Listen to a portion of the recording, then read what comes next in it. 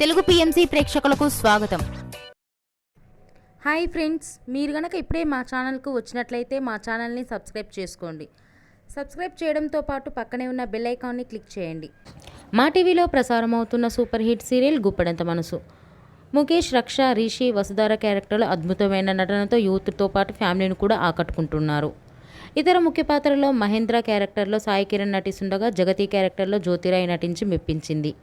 జగతి friend క్యారెక్టర్లో Chandralakshmi Jose Anupama క్యారెక్టర్లో నటిస్తుంది. తాజాగా వసుధార తన లేటెస్ట్ ఫొటోస్ని అభిమానులతో పంచుకుంది. ఆ ఫొటోస్ని మనం కూడా చూసేద్దాం.